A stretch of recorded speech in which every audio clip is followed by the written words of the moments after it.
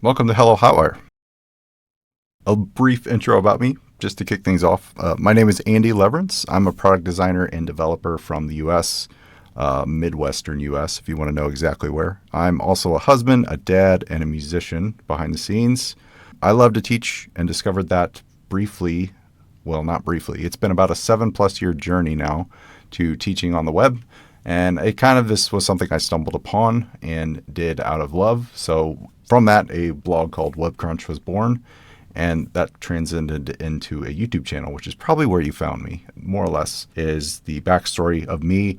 This course is kind of my continuation of that journey. I've loved Ruby on Rails and extending that and showing what I've learned along the way and what else I can teach others in more of a fashion that may identify with them better. Just my teaching style, I think I've heard from a few people that they appreciate as opposed to some other type in the wild. So with this course, Hello Rails is going to be the prerequisite. So you can actually pick that one up if you want to take that first to get used to Rails. If you're not familiar, it's assumed at this point that this course is going to be a intermediary course. So something you're familiar with Rails already if you're coming to it. Because Hotwire is kind of an extension of the framework, even though it could be used outside of Ruby on Rails particularly. Did get its, I would say, origination from the framework itself, though. One struggling fact that I found, at least I was learning Hotwire, was the documentation is kind of agnostic to a framework, so that wasn't jiving so much with me. So this course is kind of my answer to that. I wanted to take that stuff on their documentation, and turn it into something that really relates to Ruby on Rails at face value. If you have no familiarity with Hotwire, that's totally fine. This is meant to be the, introductory / intermediary step to learning Hotwire. So we'll cover topics like when or when not to use Hotwire, how to install it, understanding turbo frames, and turbo streams. There's quite a bit there. Morphing techniques with the new morphing feature of Turbo 8, which was already released. So it's already version 8 in a lot of regards, some of these features under it. So it may seem new, even though it's quite old in the grand scheme of things. It kind of originated back from a TurboLinks library, which I'll get into in the next module. We'll learn also lazy loading content, how to do that with Turbo. Pairing the Stimulus.js framework with Turbo-enabled Rails apps. That's going to be useful. I use this one a lot because there are just times you need sprinkles of JavaScript in your app, but you don't want to reinvent the wheel, reinvent your front end like something like React or Vue.js does. So this is the answer to that. And then just a dash of bridging the gap between native and mobile apps with Strata, which is the native adapter, which allows you to kind of hook into a iOS or Android world and connect it to your web app. So there's this monolith type of structure where you don't need to go build separate apps, maintain each, and hope for the best, basically. This is a way to kind of connect those dots and use one source of truth, but also do it in an elegant way that makes sense. So I'd love for this course to be completely comprehensive, but I don't believe there's enough time in the day to go over every edge case and every feature. So with that said, a large chunk of the Hotwire framework, as I'm going to teach you, is not aimed at the native world. So we'll be mostly in the web app world particularly. So this free version of that's going to cover it. And then we'll talk just briefly about Strata, how it works, what it is, and why it exists. So those things, while we won't be covering them in depth, it is something I will cover briefly. In the next video, we'll get started in the first part of the course. It's going to be the introduction to Hotwire. What is Hotwire? Hotwire is an approach to building modern web apps without much JavaScript. That's the short and sweet of it. The way that works is it sends, instead of something like JSON over the wire or like through the request, it's going to be actual HTML.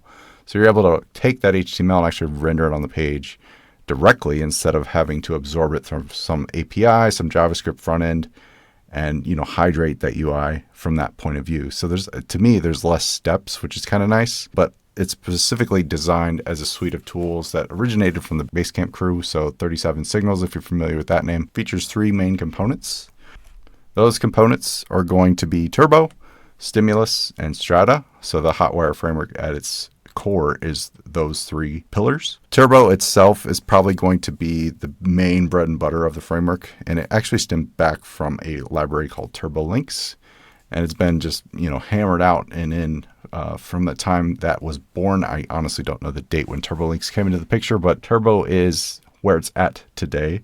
So those components and features are baked into that library. Stimulus came about recently, as well as Strata. So those are newer. Turbo handles the speed of page changes, form submissions without full page reloads. It utilizes techniques from the 3 building blocks, which are from Turbo Stems, Turbo Drive, Turbo Frames, and Turbo Streams. The upcoming modules will cover each of those in more depth. Stimulus is a lightweight JavaScript framework. It's a pretty big key player in the Hotwire ecosystem that aligns perfectly with the HTML over the wire philosophy. So you basically enrich your existing HTML with Stimulus. It's got that controller view, not controller, but the controller pattern as defined in Rails conventions. Those kind of have an actual class. Then it is a action that you can take on that class, and then you can hook into these real-time JavaScript events that essentially translate from HTML data attributes. So we'll get into a little bit more of that as we go. Stimulus might be a course in and of itself that I cover in a future date. Nothing to be determined yet, but it is something I'm wanting to mention.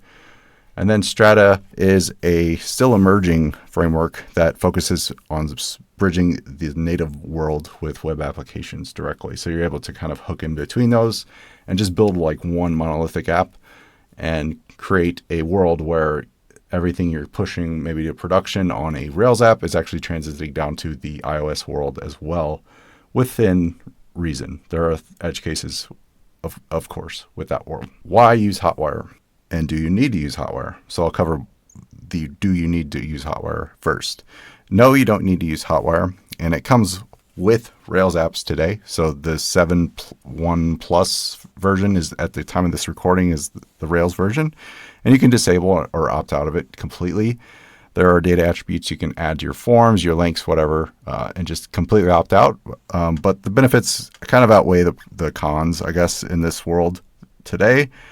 Traditional Rails conventions of yesteryear would work perfectly fine without Hotwire, but it is supplemental in most cases outside of form submissions and link clicks. It's basically there to offer real-time updates and increase the user experience of a web app, which we're kind of getting used to these days with JavaScript being more of the focus in other worlds. So like the React world's going to favor real-time DOM manipulation, instant gratification as far as the UI goes.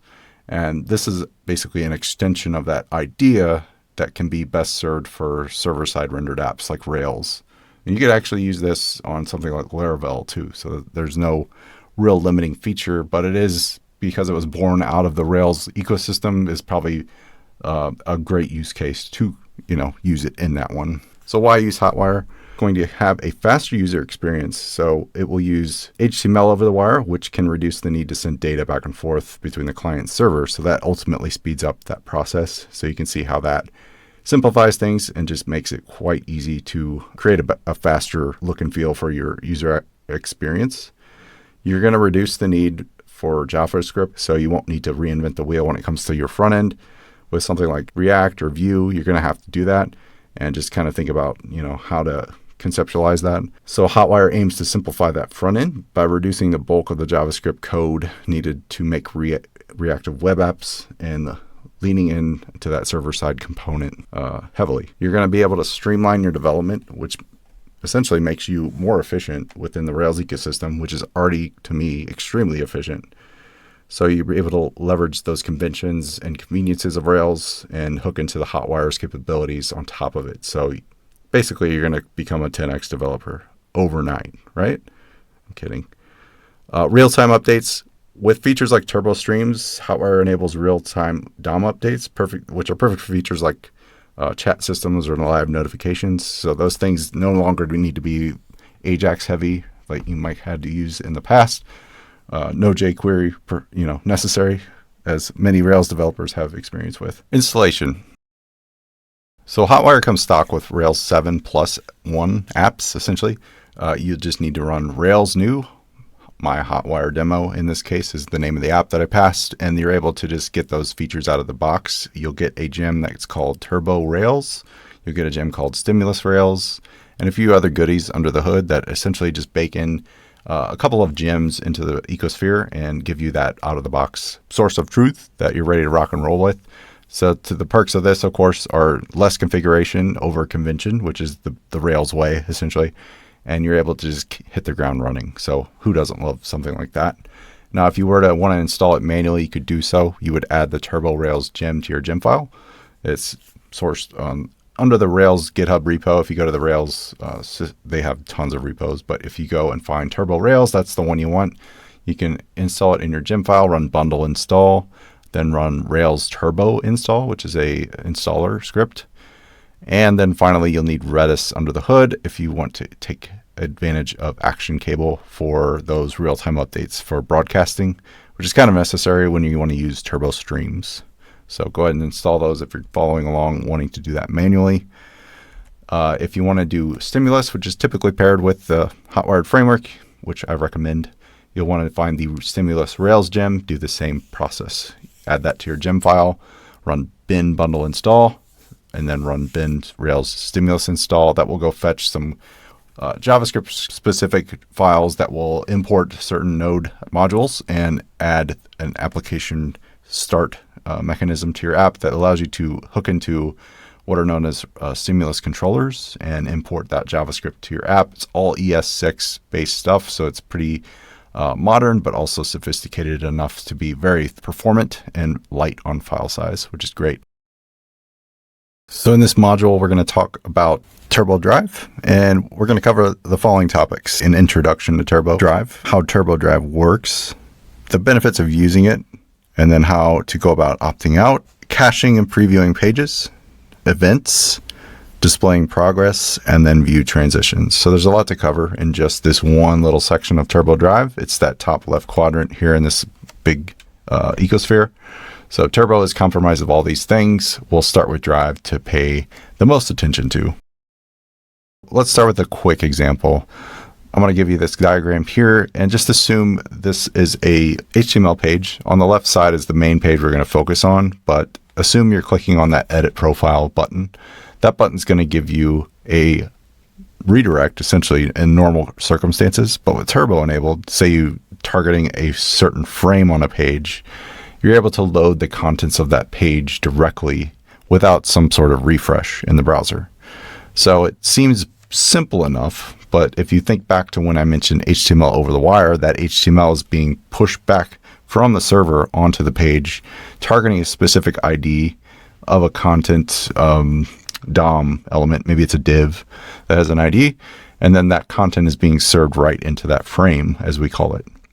And the uniqueness of this is that, again, like I said, there's no redirect and it's just done over the wire. So the HTML is just what returns instead of JSON, where you might need to go do a JavaScript response, fetch the update via JSON, and then update the page that way, which works, but it's a few extra steps that seems unnecessary. So that's kind of the gist of how Turbo Frame, in particular, and Turbo Drive works. So by default, this is enabled in Rails apps. There's like performant enhancements when it comes to link clicks. So on Drive in particular, when you go to click any HTML link or submit a form, the page is going to go and take that HTML of the other page on the end of that link and inject it in the body tags. So you see those body tags here directly. That's what's happening. So that all just transcends over in real time. Essentially, it just increases page performance. So there's no big redirect going on like traditional Rails apps before this enabled. So there's tons of benefits to Turbo Drive, and in my experience, these are, you don't even honestly notice them until you use them, and then realize when you don't have them, they're pretty performant and nice. So let's start with seamless navigation. So Turbo Drive would minimize the full page reload issue, so you won't have to always do that when you're updating certain parts of the page. So this makes navigation feel pretty instant and fluid, which keeps users on the page essentially. So if you want someone to be entertained or just have the best experience they can, giving them like instant gratification, of course, is going to go a long way. You're able to maintain scroll position when you navigate back and forth from their browser history. So Turbo Drive kind of enables that by default. You're not having that page jank going on, anything like that is kind of taken care of.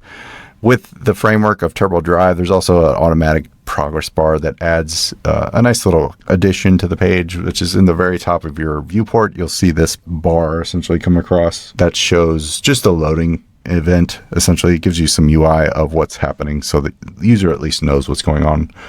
Under the hood, there's some performance enhancements. So you're going to get reduced bandwidth usage, which essentially means by you're only fetching parts of the page. So that enables you to not have to go fetch and paint the screen with tons of CSS or JavaScript immediately. It's just kind of done since it's HTML over the wire. So it helps for people with slow internet connections and whatnot too. You'll get faster page load times. So in the latest version of Turbo, I believe there's an auto, I forget what they actually call it. You hover over the link and it's prefetching that page. So there's that performance integration that comes out by default. So you get that for free and it's really fast. So when you go click that link, it's gonna pop in view very quickly, which is great. There's efficient resource management. So TurboDrive's approach ensures that CSS and JavaScript are only loaded once during the initial page load. So rather than re-executing that stuff with each page transition, it leads to better utilization of caching and less processing at the end of the day. And then, of course, there is less JavaScript to manage, which is great. That's, I think, the biggest selling point to most Rails developers. We aren't huge JavaScript nuts, but we can dabble. But at the end of the day, we like to write Ruby, and there's a reason for that. It's a pretty clean language. JavaScript is kind of the inverse of that in most regards. It's getting better, but it used to be the opposite. That lets us essentially write the code we love and deliver the same kind of UI, UX that you might get from something like React or Vue.js or Svelte in those regards. It's very easy to integrate since it comes stock with Rails by default these days. You honestly don't need to even configure anything, which is perfect. We love that. Simplified development processes. There's just patterns to invoke when it comes to using something like this. It's just done. And there's ways to go about it. It's those conventions that the Rails folks kind of live by. So following those paths lead you down to a greater edge case of, keeping things simple and becoming kind of an issue later on. So you can opt out of TurboDrive, and this is totally possible outside of just configuring an app to do so. You can do so at a one-off way. That's what that looks like in practice. So say I have a sign-up link that's going to an onboarding path. I don't want this one to go fetch the page in real time or do anything to load a specific piece of content on another page. Instead, I'll just opt out and it will go back to the Rails default of just redirecting to that page, like a full redirect. The same is true for forms. You can do the same. By default, forms, at least using the form helpers with Rails, will have a default turbo frame response if you don't disable that. So you can do that as well on the form object. So you might consider opting out if you have something like third-party integrations integrated in with scripts. Those might not be able to hook into some of the turbo-enabled things. And there are workarounds with that, with JavaScript particularly. But if you don't want to deal with that, maybe it's a feature you're just trying to get prototyped, this is a good way to go about it. You might opt out for those specific use cases. The same with user interactions, such as like finalizing some sort of sensitive information capture or payment flow, something of that nature. You don't want to take the chance that Turbo's automatically doing stuff you don't know about. So that's kind of one of those scenarios you might consider it. The best practices, at least from my point of view, is to only opt out when you absolutely need to. It's kind of one of those things that's when it's enabled and done, it's just going to give better user experience at the end of the day. It can get unwieldy if you overuse Turbo, especially Turbo frame tags and streams. But I think just keeping that concept of less is more in mind is pretty useful with that flow. Also, if you do opt out, you want to make sure it doesn't inadvertently affect other parts of your app. Of course, testing is a given with this kind of concept if you want to make sure things are working as advertised. Underneath TurboDrive are a suite of JavaScript events. So these are going to be hidden underneath basically that is part of Turbo itself. So Turbo is kind of partially JavaScript, partially Gem. So there's Ruby and there's JavaScript, and it's extracted away into the Ruby world that we know and love. And you're able to hook into that with streams and whatnot when the time comes. I'll mention that when we come up with the streams module coming up. But TurboDrive offers a suite of JavaScript events that developers can listen to and interact with during that life cycle that enable you to kind of extend it. So Like I mentioned before, there are third-party scripts you want to maybe hook into that maybe you're loading some sort of like carousel widget or I don't know, some sort of JavaScript enabled thing. You probably want to make sure Turbo is loaded before that actually initializes. So using a document.addEventListener Turbo load, you're able to hook into that and actually perform that update. So you're able to initialize that JavaScript reliably, because otherwise the page will be, based on the links and the forms, you'll be getting things conflicting and it just won't load quite right. So you want to do things to ensure that happens if you need to. That is the case. So utilizing Turbo before cache to ensure videos are paused and audio is stopped before a page is cast is something like an example use case. You may not want that video to autoplay or something of that nature. In the code below in the module or in the lesson, you'll see some code snippets to show this in practice. It'll be a little more of the JavaScript side, so you'll get used to maybe writing that if you need to. I don't find myself writing tons of this code because Turbo and native HTML5 features of the browser they're just good nowadays. So things are only very edge case in most cases, as I've found. So here's one of those examples. That document add event listener, you'll pass Turbo load. Maybe typically here you'd add like load for the actual HTML version API of the JavaScript, but Turbo has its own events you can hook into and do actions on those. So if you want to go test that out, create a new Rails app, add that to your application.js, and you can see when that's loaded. Caching is another thing that comes with Turbo, and it's pretty nice. It automatically saves a copy of each page you visited in the session-based cache. That automatically, improves performance. If you have a page loaded, it's not going to go refetch that thing over and over because it's cached. And then those pages include the entire HTML content associated with the state, so it makes it appear exactly as they were when they last visited. So it seems like magic, but it's pretty useful when that comes to use. And then you can customize how long a page remains in the cache. If you want to change that, you totally could. It is more configuration to take into account, but it's something that could be done. Previews. This is kind of under the hood stuff. So if I'm going deep, it's not necessarily something you have to really keep in mind when you're using Turbo, but it is something to be aware of. So I want to, like some of the docs, go deep on this, but it's not really talked about much. So I wanted to cover some of the bases here. So previews, snapshot previews are based on cache snapshots. So those pages I just talked about that are cached, you can have the previews shown temporarily until the new content is loaded. So this all happens in real time. When you click a link, that snapshot is generated of that page and it's shown there until it's re-interjected into a new page of the new in between the body tags of the page. This is kind of basically what TurboLinks used to do in a nutshell. So the previews enhance the perception of speed, so it feels a lot faster than it really is on a server-side rendering app, especially if there's a lot of data to load, which of course it's all caveated with the fact that your data is not doing a crazy database query where it would take a ton of time to load. But if that does, Turbo would integrate that loading bar that we mentioned before, so you can see at least some visual indication of something's happening. See, here's that bar that I mentioned. So when it's automatically triggered and fetching a new page, you're going to see this kind of blue bar by default come up. You can customize this with CSS. You would just need to hook into it with a specific selector and change the color, the height, whatever you want to use. Here's that customization I talked about. The height, I'll commonly kind of just leave it alone, but on some of my apps, I'll have a color scheme that I'm trying to uphold to, so I'll often change the background color. And you could change how the animation timing changes if you want to. Just hook into that turbo-progress.bar ID, and you can customize the animation there. Either slow down the progress or speed it up, whatever you want to do there. By default, you don't have to do any of that with CSS. It has its own stuff baked in, but you can change it if you need to.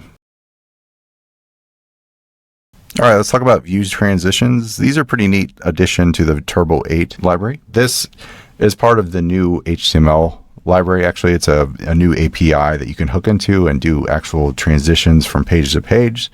So it has kind of an animated look and feel when you're doing something.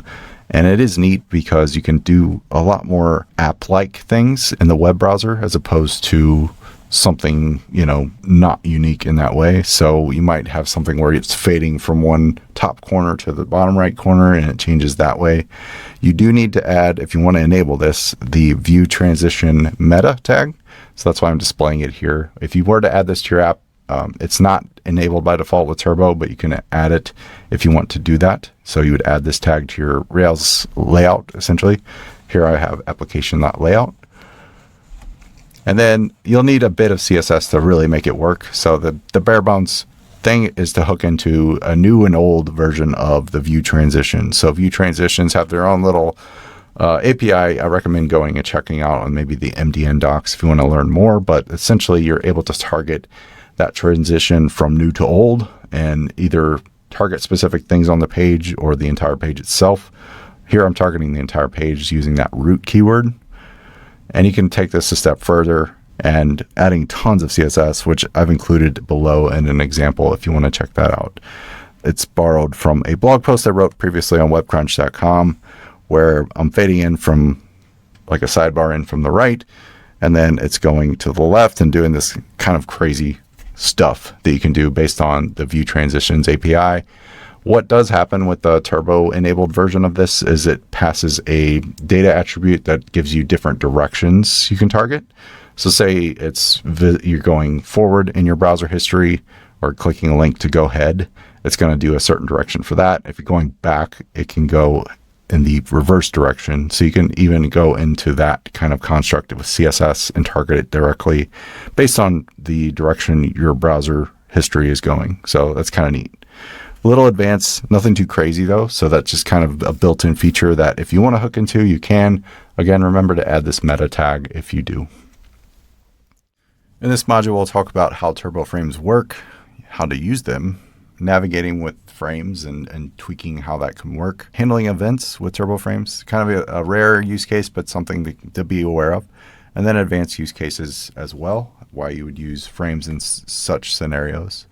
So turbo frames enable partial page updates. That's essentially it. But you're able to target those directly with unique identifiers, and it allows you to handle different loading and rendering on that section of content as opposed to the whole page. So if you think back to the Turbo Drive module, we talked about injecting content from another page to another in between the body tags. Well, this is kind of the same concept, only it works on a smaller scale. You're going to target specific frames on a page. And I say frames, but it could be just essentially a div with an ID. But a turbo frame tag is a great use case to use just based on conventional habits. Let's go into show a quick example how this works. So with the Turbo Rails gem, you get a turbo frame tag view helper by default. You don't need to use this, but it is kind of a nice to have. And that enables you to wrap your content with a turbo frame tag, which is essentially saying, hey, I want to target this section of content to load content directly instead of doing some sort of redirect or whatever in the concept of the UI or UX of your app. In this specific use case, we have posts that are a collection, and we're rendering a single post. In this post partial, we have a turbo frame tag with the DOM ID helper, and that's basically enabling us to render a post object with a unique identifier here and giving us the ability to target it directly so we know exactly which post to target when the time comes. And this will be useful coming up in a second. So when we click the link here, see the edit post link, it's going to an edit post path, which is a typical CRUD pattern with Rails. If you use resources with Rails before, you know what this looks like probably. And clicking on this link, you would think just takes you to the edit page, but in fact, it actually injects the edit page into this turbo frame tag. And that's the usefulness of this. It seems crazy, but that page over here in this context, if you look at this snippet, you'll see in the context of the edit page, instead of just rendering basic HTML page, we're just going to render the form. And that gives us the ability to render that form in real time way back over to this tag. So instead of this article tag here, it'll actually fetch and replace that content with this content, which is the post form. And how does it do that? Well, if you see the DOM IDs, you notice they actually match in this scenario. So we're going to target the same post.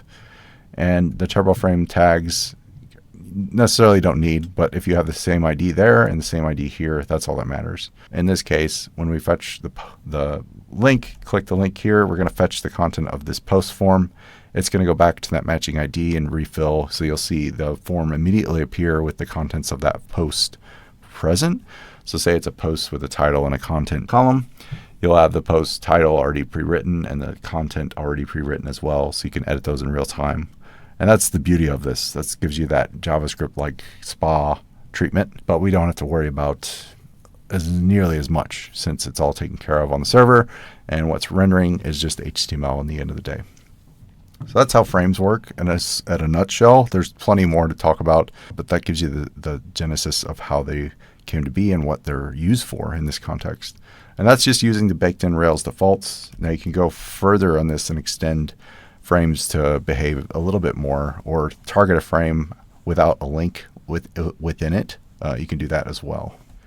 So let's go through some example scenarios. I have one here, and this isn't fully comprehensive as far as the code goes, but assume you're on an e-commerce site and you have a list of products. Those products we're iterating through using a collection here, and we're rendering a product partial. Now you could render a collection here, like the shorthand collection if you wanted to. I'm just showing you context, give you an idea. And we're surrounding it with a TurboFrame tag of product-list, and that's the unique identifier for this.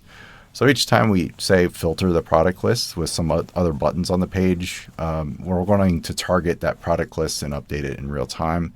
Now you'd probably use Turbo Streams for that concept, but you can still target it with the link should you want to. Maybe your hyperlink or link helper will have a target tag. So data turbo frame is kind of the look and feel that will have, and you're able to target a specific tag to update that specifically. So again, I don't have the full thing right here, but you can imagine what that might look like if you're used to using e-commerce filters. Those are typically real time, and if they're not, it's not the best experience. So that's kind of the point. So when you don't have something like that and you have to click save or update somewhere, it's not the end of the world, but it is kind of a nice thing that, you know, doesn't stop you in your tracks. Especially true on mobile. And a second example, let's think about a multi-part form. So maybe you have an onboarding process with 2 stages or more of a registration. So that allows your users to maybe select a state, and then once they select a state, they're going to need to select a city. So you need to get that information from them. But instead of loading every city under the sun, you want to update it based on the state selected. And that's pretty common. Like, you probably use most of the time JavaScript to do something like that, or at least some sort of library. But instead, you could probably use Turbo and do that all pretty quickly and easily.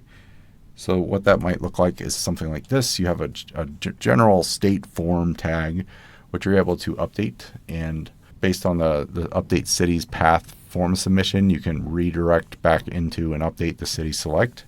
So this is a little more advanced, but it is something you could do. So on change here, I have a shorthand. You might maybe want to extract this, but when the form submits, you'll get the state to update, and that will fetch that for the collection. And then based on that, you can do an updated city. So essentially how that would work. And that's all relative to what you do on your controller front. So when you update the city's path, maybe you're getting a GET request in this case, you're just able to fetch that all in real time. A different UX pattern, I guess you may be used to than JavaScript, but this is a way to approach it with Turbo. So you could target other frames in the app. So depending on the page you're on, you can target, say, a main frame in this case and load the contents of the sidebar in that. So in this case, we click the link in the sidebar frame to load the content into the main frame, if that makes sense. So maybe you have a detail page on the right side or somewhere else, essentially for the product you're viewing. You click that link and it's going to go fetch that product and load it into the main frame on the page. This is how that could work, assuming it's a partial. Navigating outside of frame. So sometimes you don't want to, have to interject content into the Turbo frame. And to do that, or to at least opt out, in this case, you would do Turbo frame top. It allows you essentially to link out to it, and it performs a full page load. So you get used to the basics of Turbo essentially go away. So you're able to go back to normal as far as links go. And that's just useful in some contexts where you want to log out, say you're in a settings page, but the whole page is wrapped in a Turbo frame tag. That's useful in most cases when you want to update things or update things in real time, but say you just want to actually visit some other page, it's kind of a pain. So you can opt out either turbo frame or turbo false, but in this case you could just say turbo frame top to go and completely exit that frame. Handling events. So the turbo frames not only simplify the process of updating page sections, but they also provide a pretty robust event system that developers can tap into. And this is kind of the use case of that.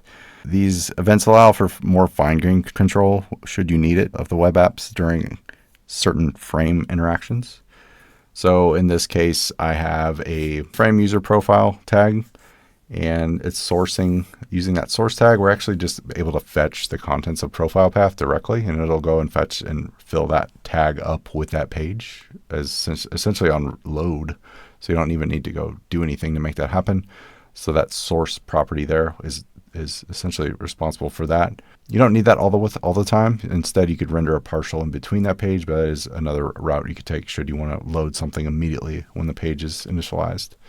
So assuming you want to hook into some frame loaded event, since we do use that source attribute, we can say if the event ID is equal to user profile, we can do something with that JavaScript. So a little bit more interactivity should you want to. Maybe an alert fires or a modal or I don't know, some sort of thing you might do with JavaScript. When that frame loads and we're making sure it is loaded, we can do something of that nature. If you want to look at more event handling, I have some more examples in the actual text version below. If you want to check that out, go ahead and view that. If you want to review a little more explicit code examples that I'm showing you on this video, below each video essentially is going to be a little more in depth if you want to check out that content. Before I go into the basic use cases you might have, there are more advanced use cases you could use. Nesting comes to mind, so you could have multiple turbo frame tags nested within each other. It gets kind of a little crazy, but you can essentially do it, and it allows the inner frame to update its independently. So it's all independent based on the frame. So you needn't worry about some sort of inheritance structure, which is kind of great. Okay, some example use cases for frames are pretty simple. Things you think about and view every day are great use cases, honestly. So something like a dashboard interface. You might use nested frames and streams in the dashboard to render a layout and update certain widgets or whatever that the view is rendering. Those can be happening in real time dependent on what you're using under the stack. Maybe it's streams and broadcasts from actionable, which we'll get into in a later section, that kind of just do things in real time. So you needn't worry about refreshing your page, like stock tickers or news feeds or notifications, stuff of that nature. It's pretty useful for that use case. Frames are going to be the core way to target that stuff. It's not going to be responsible for the real-time part, but it will be able to at least capture those updates and understand what to do with them at that time and render the stuff accordingly in those frames. E-commerce apps are another great use case. So something like a shopping cart might be useful. Product lists, shopping carts, promotional banners, turbo frame tags and streams all update as they happen. So those price updates or warnings or whatever might display accordingly. All right, in this section, we're going to use turbo streams and talk about how they work, creating turbo stream responses, and more advanced techniques as they come about. Again, in this section, we'll have more detailed description of what streams do in the content below, so check that out below the video.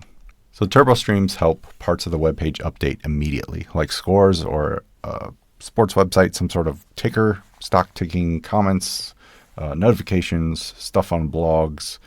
All that stuff in your social media feed is all real time, and streams help with that. And underlying that is usually WebSockets to some degree, or some sort of JavaScript-based response that injects the stuff into the page in real time and updates things accordingly. So there's a lot at work there, but the gist of it is it allows for the real-time component to happen. So streams are pretty crucial in that world.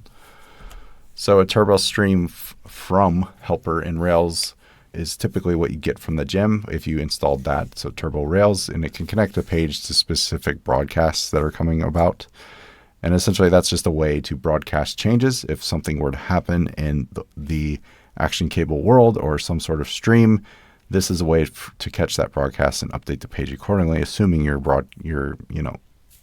hooked into it and ready to receive and render stuff.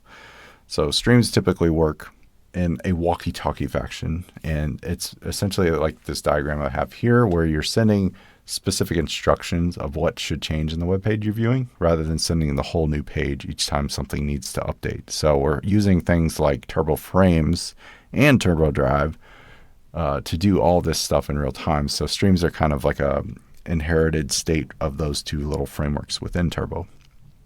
So this is how that would work. So they deliver updates directly to the browser, facilitating partial page updates through WebSocket, server-side events, or direct responses. So it's kind of a unique structure. WebSockets look like this. So it's kind of a two-way scenario. If something updates on one, it's going to update on the other. And it's just like a socket, a line through to the world of the other device that shows you the same thing that's happening in real time. You'll see this commonly on like chat apps or some sort of state when if you have your phone, or maybe you're logged into your iPad or something in the other room, but you still get the same message. It's one of those scenarios that's unique to WebSockets. Server-side events are kind of like a radio station tower. So I have the station that's signifying a server here, and that's going to just essentially broadcast that to the radio being the browser in this metaphoric example. Browser updates based on the radio events from the server. Using a simple example as our guide here, we have a turbo stream from announcements. Maybe there's a connection to new announcements happening. Whenever an announcement is added, there's an ID on the page, essentially taking the place of a turbo frame tag. If you want to add that there too, that would work. And then once an announcement's added, it can be broadcast, and people who might be logged in might see it as well in real time, or they'll get a notification saying that something's updated. Assuming you're viewing this announcement page, you'd see that announcement just display right in line on that page. So that's the beauty of streams. Here's how that would actually work in practice. So real-time notifications, say on a social media platform, you have your turbo stream from tag, and that's going to hook into something called notifications. Now you could call that whatever you want. The common convention is to label it based on what is actually rendering. So in our case, it's notifications. So you want to kind of maybe carry that convention forward. But then again, we have this unique identifier on the page called notification panel. Within it, we're rendering notifications. And we need that unique ID because if you see the line below, we have a create page. So if you come from the Rails world and you've seen that respond to block in your controller, typically it's going to be HTML, JSON, or JavaScript previously. I mean, those are the ones you probably remember if you used Rails in the past few years. New to the system with the Turbo Gem is the Turbo Stream response. So that enables this to happen. And instead of the format.js that you might be used to, you might be using this instead because you're going to render a stream response to update a page in a similar way. Now the format.js still works. You would need, I think, another library, Rails UI.js. I could be wrong. And that might work if you prefer that route. But if you're not into Turbo, this wouldn't be probably the video you're watching. So in this particular case, Turbo Streams, in this case, you'd add in that file, you create a new file called create.turbostream.erb in your notifications folder. That represents the create action on your controller. So when you submit a post request, this is going to respond. And instead of just HTML over the wire, well, it actually is HTML over the wire, but you're rendering a streamed response that's calling in a pin tag or a helper. And there's several of those, which I'll go into in a second, but those events essentially kind of represent JavaScript under the hood. And you'll notice the notification ID, and we're able to hook into that and display the notification collection back as needed. And then we're updating the contents of that notification to display that collection collectively. That's a mouthful just to say we're targeting that div with this unique stream response and updating it in real time. And then that Turbo Stream response is able to essentially say if another user might be on the app or another client, they're able to see that update happen alongside you. So here are those different events I talked about. So if you've come from the JavaScript world or have some familiarity, these might ring true. Append, prepend, replace, update, remove, before, after, and morph is a newer one. Morph is part of the new morphing library that came in Turbo 8, which is a recent release. And that just allows real-time updates of the DOM and can basically do things without so much TurboFrame tags under the hood, which we'll get into. So creating a turbo stream response looks like this. I mentioned it before with just spoken word, but visuals certainly help, right? So in this case, maybe you're creating a new message for a chat. You're saving that chat message based on the whatever parameters you're passing. The respond to block has both the HTML and the turbo stream response. The turbo stream response is probably going to take precedence just because that's the way your app's probably set up. And then if you want to render it from the controller, you could do so. It gets kind of crowded to me, so I typically reach for that extra file we talked about, that create.turbostream.erb file. In this case, you could render it in line though, so you see that render function. It says turbostream:/turbostream.append messages. So we're targeting a message's ID on the view. And then within that, we'll render the partial that's messages message, which is kind of saying we're going to render a collection or at least that new message that's getting appended in real time and updating the DOM to reflect it.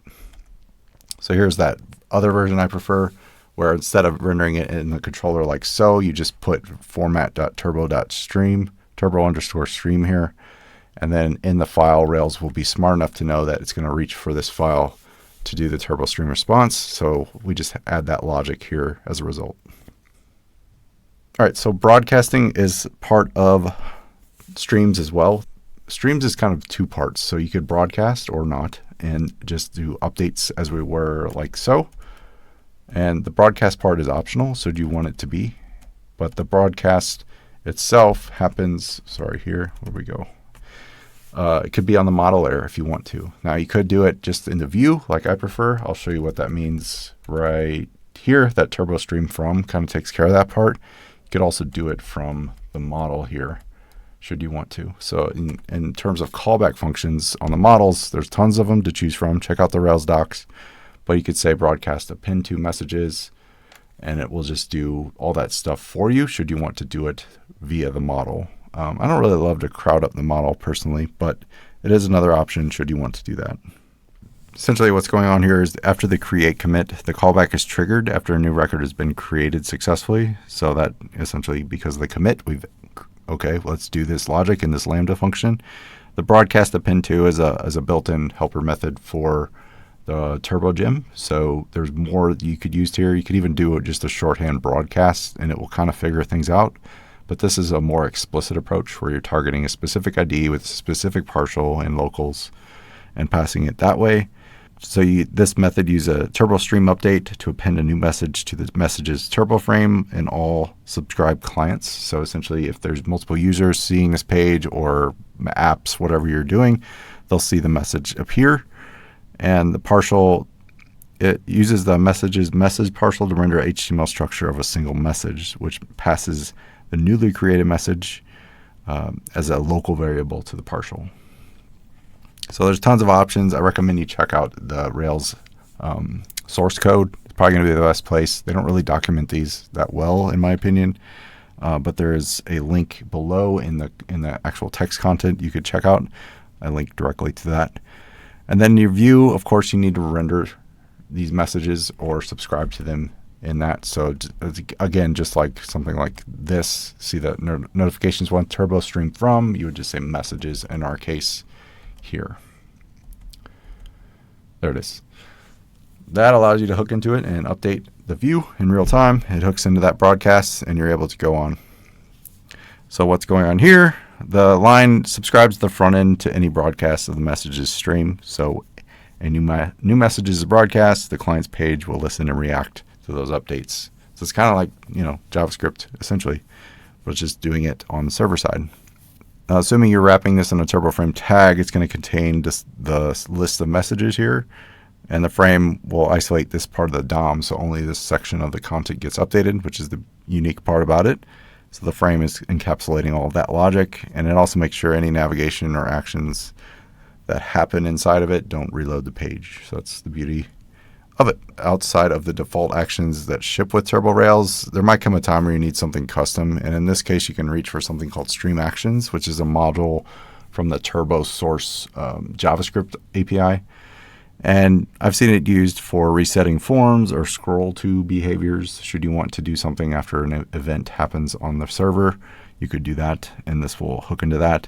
You can reach for this and look into the copy below and find some code examples here. You essentially import this stream actions library from Hotwire Turbo, and you can have a new action pretty quickly with a little bit of JavaScript and essentially render a new custom helper to build those actions out should you need to. It would render this stream action tag, which is another part of our Turbo gem, and you're able to target things accordingly. So look at the code examples below for more information on that. So this module introduces you to Morphing. It's a new feature of Hotwire that was recently added to the Turbo 8 release. It is a suite that enhances TurboDrive's capabilities by enabling fine-grained updates of the DOM. And it essentially reduces the need for so many TurboFrame tags and streams as you saw on our previous examples. So I really like it for that reason. It's way simpler in that regard, but there are times where you just need to reach for the tags and do things more contained. And this is not essentially one of those cases. This is more of like a full page update where things all over the place might update based on certain strategies you're invoking. Morphing is a technique utilized with the Hotwire suite, which leverages both turbo frames and streams. It's designed to dynamically update parts of the web page without requiring a full page refresh, like we talked about, based on the HTML DOM of the page itself. So there's kind of like a diff going on. When it spots a difference, it will update that specific thing in real time as opposed to doing a full page refresh. So to enable morphing on your app, it's not by default. You will need to add a couple of lines to your head. The first being a turbo refreshes with, and it will include a method morph and a scroll of preserve. That's the default that I would use. There are other options you can set there. I won't go into too much detail because it's just like fine-grained stuff you can look up on documentation. But that's the start you'll need. You also need, which is kind of a weird thing, this yield head statement. So this is how you would need to update your application layout, and make sure you do that if you want to enable this. The gist is it's all going to happen mostly on the model layer, and you can add a single line that essentially takes care of a lot of this stuff. So assuming you have the latest and greatest of Turbo the Rails gem and Turbo 8 installed, you might need to fetch the latest JavaScript library or node component and make sure it's Turbo 8 plus. Then install or add this line to whatever model you're looking at. Say it's broadcast refreshes in this case. Then you'll want to go and say stream those updates. So say you're going through the full CRUD model, you'll check out creating an update to a post, and that post needs to be streamed so we can catch those broadcasts as they happen, and then you can render a post in real time. I have a link here we could check out. Here's a demo of the update. See, I'm editing a post, changing its title and its content. Then I'll update it.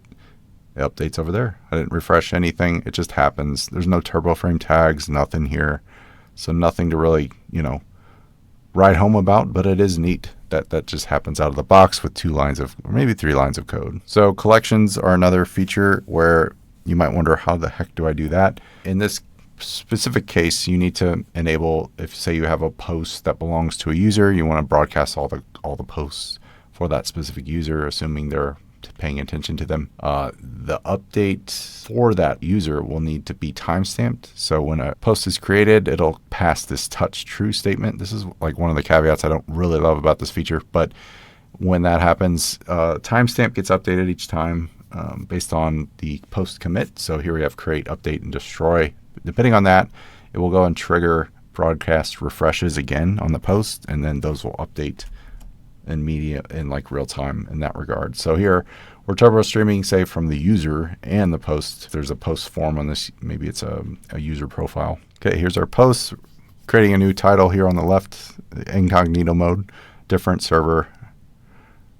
And on the bottom, it just updates in real time. You can do this based on the whole collection. So if we edit that post, it will still show and update the real-time components, which is pretty useful.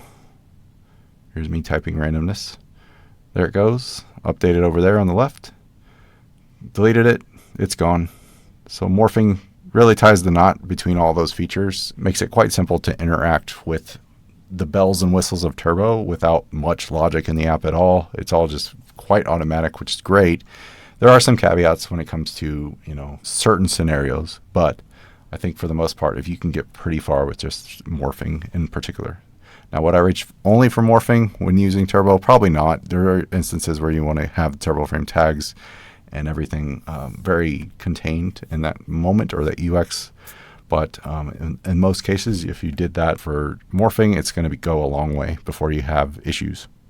Let's briefly talk about lazy loading. This is a additional feature of Turbo. It's nothing too crazy, but it is an additional feature that I didn't really cover in the giant quadrant of features of Turbo that I mentioned before.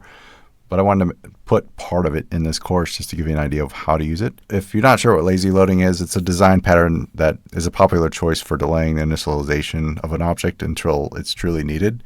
So it's kind of just about being efficient and loading only the necessary resources when necessary. It's not required by any means, but it is something that might improve the usability of your apps or web app or whatever you're creating. The benefits of it are to improve the performance of your Rails app. It reduces the need or amount of data transferred on the initial page load, which is great. Decreases the server lift, and then it enhances the UX overall. So an example of this with Turbo would be directly on the turbo frame tag. Say we're loading a post comments feed, and specifically you have nested comments or comments that are within a post.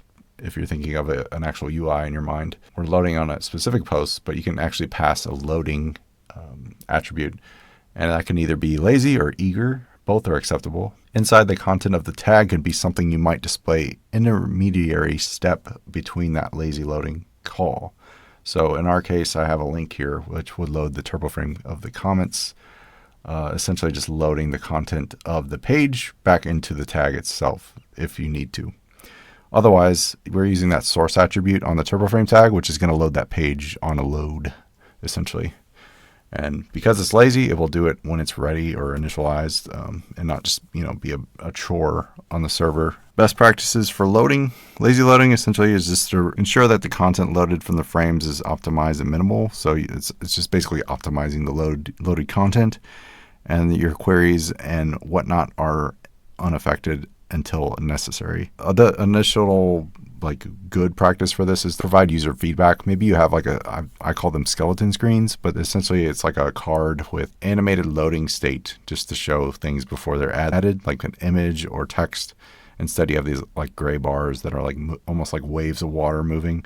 Listening to this, maybe you've seen that before. If not, simply a loading text or loading indicator, SVG or something would suffice, of course. One thing to keep in mind is if you're considering SEO, this could be non-performant in that regard. Because if your content's not on the page and Google or whatever can't index it, that's something to keep in mind. So consider your page speed and stuff like that, so it doesn't negatively impact your SEO. Now you can combine this with stimulus to do more lazy loading scenarios, which you fetch different content or trigger different loading dynamically. So say it's after a certain amount of time you trigger the turbo load. That is something you could do. I've used this before for infinite pagination, which is kind of nice. You can use lazy loading to load paginated results as opposed to those typical pagination buttons, which are kind of ugly to look at and use. It is useful for handling failures too. If you're trying to fetch from a specific endpoint and maybe something isn't passing on the back end, or there's some sort of framework you're trying to reach for, it doesn't bring any data back that you need. So you could, in the meantime, provide some sort of feedback to the user that just says, hey, something's not quite right. Maybe you should check it out. We're on to Stimulus.js now. So the Stimulus is a framework within this Hotwired framework, as you'd say.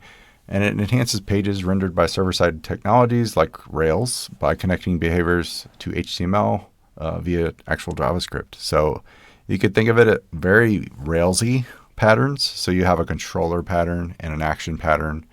Target patterns are just ways to actually target a element on a page. So if you think of if you come from JavaScript at all, the document query selector is kind of the thing you probably type the most. Well, in this case, targets can take the precedence over that.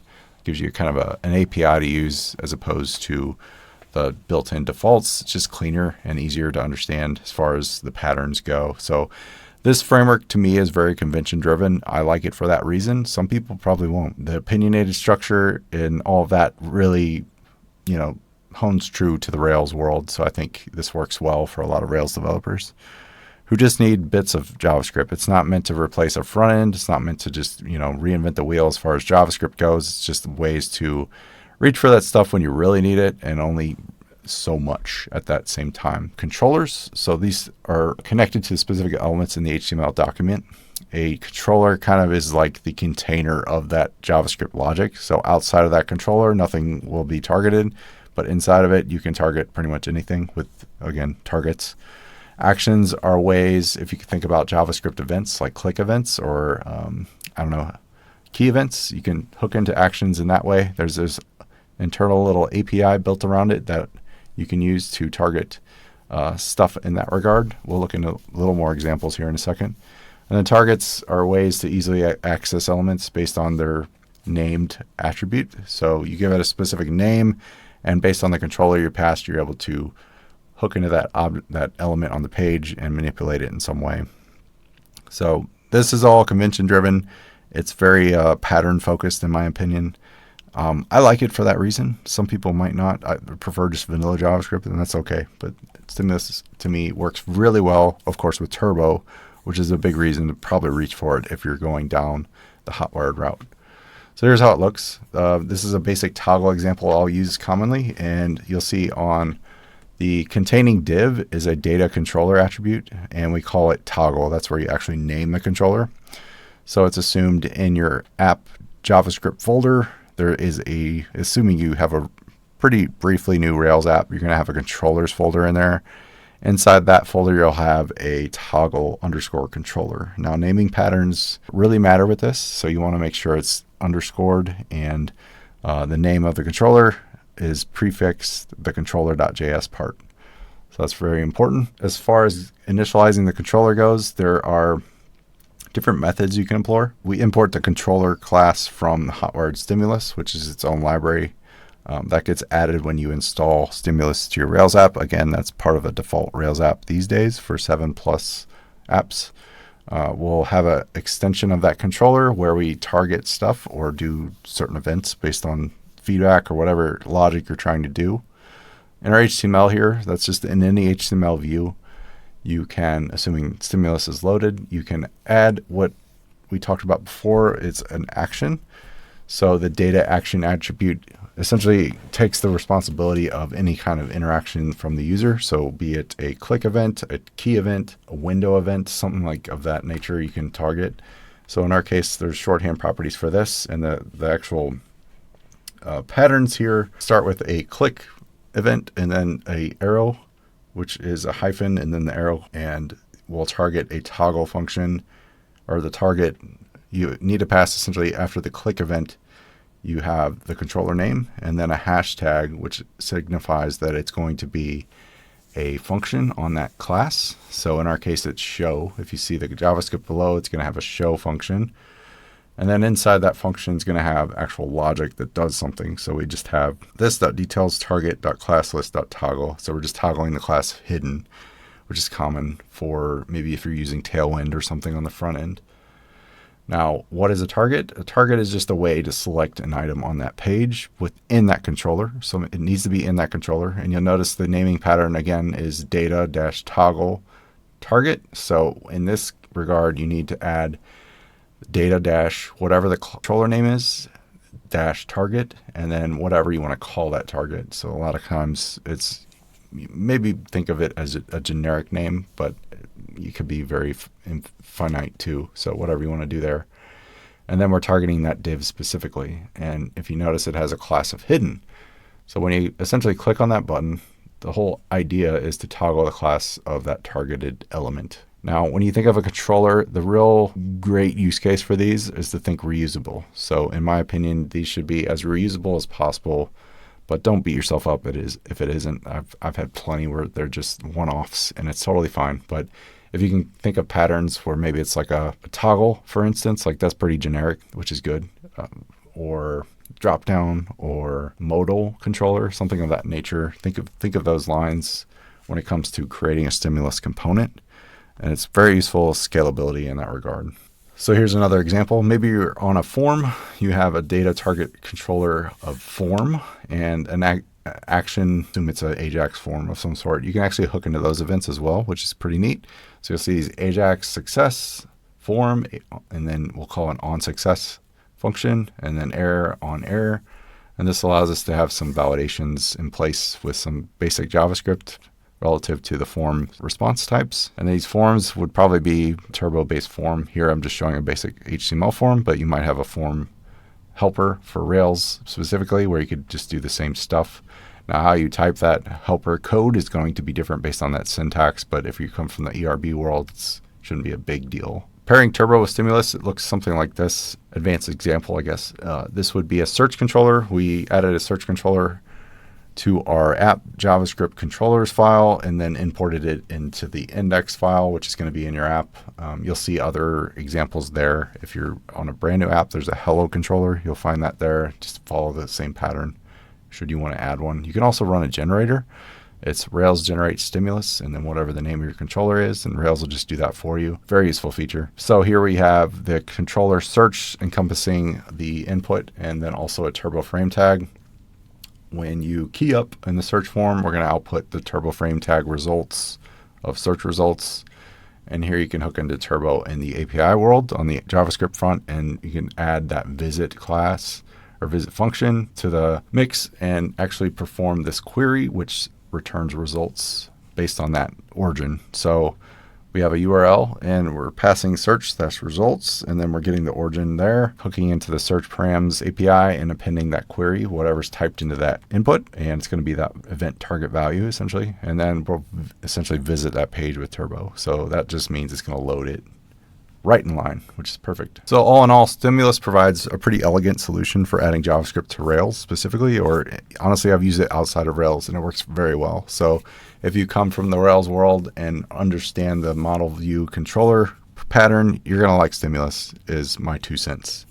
Let's talk about Strata next. Strata is a part of Hotwire suite that includes Turbo and Stimulus combined, but it is a game changer because it helps developers who wouldn't ordinarily have native experience dabble in that world, and you're able to essentially build iOS or Android apps based on your existing Rails app. And there's no need to do multiple apps per platform, which I think is the biggest appeal and the strongest reason to maybe reach for Strata. Now, this is an emerging part of Turbo. It's not necessarily complete, but it is coming a long way. And I've actually dabbled in it on a few projects. I really like what I see. I feel like it's a little more, it's tough to blend the platforms, I guess is what I'm trying to get to. So you really have to think in terms of what's here, what's there, how should they be different, and then the gotchas of each platform. So while the whole goal is to make it a single source of truth, I do think it's possible. Basecamp, for instance, does this on their mobile app, and it's very nice, but I think it's not perfect. And unless you have a very simple app or simplified app, it's going to be tough to scale into a full-fledged mobile app at some point. It's just my personal perception. I could be wrong about that, but that is my initial perception so far. So there's my 2 cents there. It simplifies that process overall, and that's why people are reaching for Strata on the Rails front.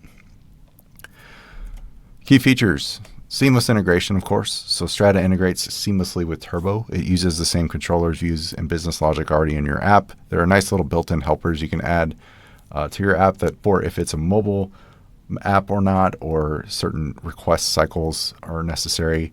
One big thing with Strata is it's going to assume you have Turbo responses on everything. So that's one thing to keep in mind. Some native extensions utilizes a lot of web views for most of the application, which is kind of neat. It actually like renders your local environment should you want to develop on it if you want to go that route. So it supports both the web view for mobile components and the native navigation should you want to keep that part intact. And then the app developer marketplaces like Apple's App Store and all that still treat it as like an actual native app, which is kind of nice. You don't have to go jump through hoops, even though I've heard that can be a chore. The best part is single code base. I think Rails, at least the mindset of a lot of developers I've talked to, we prefer more of the monolithic approach. None of this like web services stuff where you're having tons of modules of different things with different ideas and patterns trying to work together that don't really work together. So something to keep in mind. Before I go into some example use cases, I'll talk about a little bit of how Strata works. For mobile in particular, Strata extends the capabilities of Turbo, so it ensures that the links and forms within your apps can be handled in a way that feels native, essentially. So that's kind of the unique selling point of Turbo itself. It gives you that real-time update, which bridges JavaScript and all that, whether it be a web app to the mobile app, and it just functions smoothly as a result. So those native features allow developers to integrate more mobile-specific things, such as push notifications and access to device hardware, which is unique. Like, you can't do that in a web app as easily, like a camera or GPS, stuff like that. There are things like location, API, and whatnot in the browser, but it's still not as great or grand as some of the stuff in a phone or tablet. You basically bridge it with JavaScript libraries and native code, which provides a layer where they can interact smoothly. So an example use case, say you were to build something with Strata, a retail application I came up with is built with Rails and Turbo. Your workflow might be to develop your application as usual with Rails and Turbo, and then incorporate Strata to handle the mobile-specific views and interactions along with conventions. You would test across the mobile and web platforms to ensure performance, and essentially be able to release multiple apps on multiple platforms, even though it's a monolith type of app. So to me, that's pretty huge, and definitely worth your attention if you're going into that world or have some sort of app idea that's going to be somewhat mobile dependent. One app I was toying with lately was more of a schooling based app where you're tracking hours and whatnot. So kind of an education based thing, but a lot of people are always on the go. And until you're, if you're trying to log something, most commonly you're going to do it off a phone or device. The web browser on your phone just isn't as great as a native app. So that's one of those use cases where I think it shines pretty well if you can enable your web app, your Rails app, to do something like that. All right, I have completed the free course. I hope that was helpful. And the very next parts are actual premium build-along parts. I recommend you try them out, not being biased, but I think the best way to learn is actually put things to practice. I put these build-alongs together as kind of like the stuff you see on my YouTube channel or blog, where we do things in tandem and you're building this stuff as you go. Now, the apps aren't from scratch like my Hello Rails course, if you've taken that, or any other kind of YouTube. Typically, I'll start from scratch, or at least a certain template that I'll kick off with, whether it's my Rails UI product or another kickoff Tailwind template that I've added over the years. But in this case, I have apps ready to roll. They're vanilla Rails apps. They've got no Hotwire enabled. And then we take that vanilla app and turn it into a turbified app. Now, it's not going to include anything like Strata, but it will give you the bells and whistles to go that route if you should want to. So part of that includes the very first tier, which is called Hot. I named these really stupid names. I'll just say that out front. But the whole goal is to kind of build upon the Hotwire thing. So the first tier is for building on a tier called Hot. We build a real estate web browsing app. So this is essentially a web app where you're browsing real estate. There's bells and whistles here where the filters are real time. There's a modal component where you're clicking into a property here and you can see all the stuff in a dialog. There's one-click wish additions. So if you want to favorite a house, you totally could, and it'll apply to a list in the sidebar on the left here. And all that's using Turbo. It's real time, and it was very fun to build. So if you want to follow me along, check that one out. The next tier is going to include both Hot and Hotter. This is my Hotter tier. So this one's kind of playing off a inspirational app called Canny. I'm calling this one Hanny. Very creative, I know. But it's a feature voting tool, and essentially all these elements, again, you can add a feature in real time, you can upvote in real time, you can search in real time, and just see all this stuff in real time. Essentially is the whole goal of this. So we have real-time filterable results, feature voting, feature sorting. Nested comments is a big one. So you'll see the comments there on the little comment icon, but they'll be nested once you click through to an actual feature request.